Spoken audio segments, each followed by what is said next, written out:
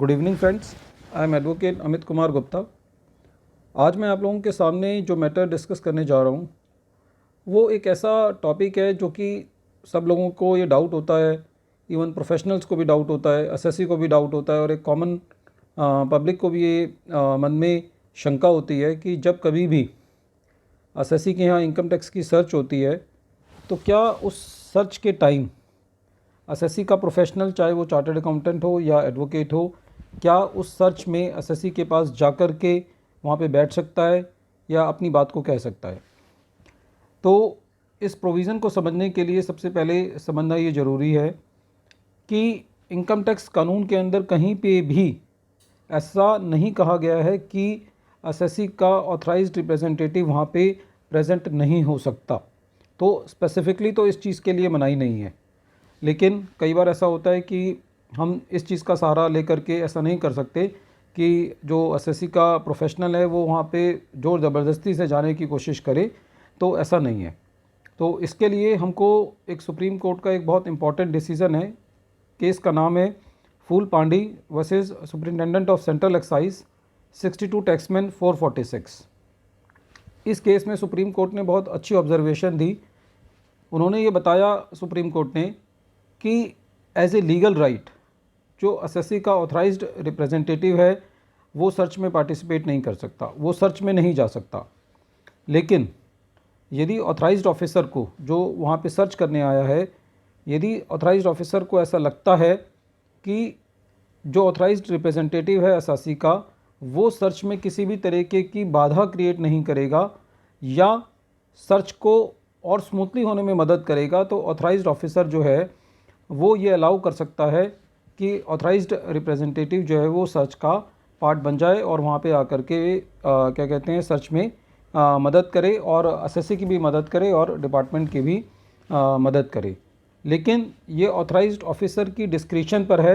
कि वो authorised representative को सर्च में आने दे या ना आने दे। तो सुप्रीम कोर्ट के इस डिसीज़न से ये हमको बिल्कुल क्लियर कट लॉ हमें पता चलता है कि as a matter of legal right authorized representative search में नहीं जा सकता। इसी बात को आगे बढ़ाते हुए एक सेक्शन है 288 इनकम टैक्स का, जो कि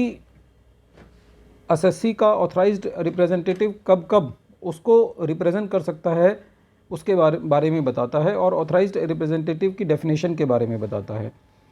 तो सेक्शन 288 में भी ये बात कहता है कि सेक्शन 131 सबसेक्शन 1 को छोड़ के जहाँ पे एसएससी की पर्सनल प्रेजेंस होती है और उसकी स्टेटमेंट जो है वो ऑथ पे रिकॉर्ड करनी होती है, उसको छोड़ करके ऑथराइज्ड रिप्रेजेंटेटिव कहीं पे भी एसएससी को रिप्रेजेंट कर सकता है। तो उस सेक्शन का सहारा लेकर के भी हम ये कह सकते हैं कि जो एसएससी का ऑथराइज्ड रिप्रेजेंटेटिव है वो सर्च में जा सकता है। लेकिन फिर वही बात आती है कि सुप्रीम कोर्ट जो है जब स्पेसिफिकली ये कह चुका है कि ऑथराइज्ड रिप्रेजेंटेटिव सर्च में नहीं जा सकता, तो और ऑथराइज्ड ऑफिसर की परमिशन से ही वो सर्च का पार्ट बन सकता है। इस मैटर पे इनकम टैक्स एक्ट का एक रूल है, रूल 112(8), वो भी हमें थोड़ी सी गाइडलाइन प्रोवाइड करता है। वो रूल ये कहता है कि जब भी एसएससी के यहाँ सर्च होती है तो कई बार जो सर्च होती है वो बिल्डिंग एसएससी की नहीं होती, वो किराए पर होती है या कोई वेसल हो सकता है, कोई एयरक्राफ्ट हो सकता है। तो उस बिल्डिंग का, एयरक्राफ्ट का या व्हीकल का जो मालिक है उसको ये हक है, उसका ये राइट है कि वो सर्च के दौरान वहाँ आ सकता है और जो जो चीज़ें इनकम टैक्स ने वहाँ पे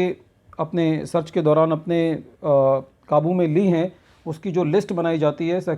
रूल 112(7) के अंदर, उसकी एक लिस्ट जो है उस वेसल के या बिल्डिंग के या व्हीकल के मालिक को जो है उसकी एक लिस्ट प्रोवाइड की जाती है। तो इन सब चीज़ों के अध्ययन से हमको ये पता चलता है कि as a matter of right SSC का ऑथराइज्ड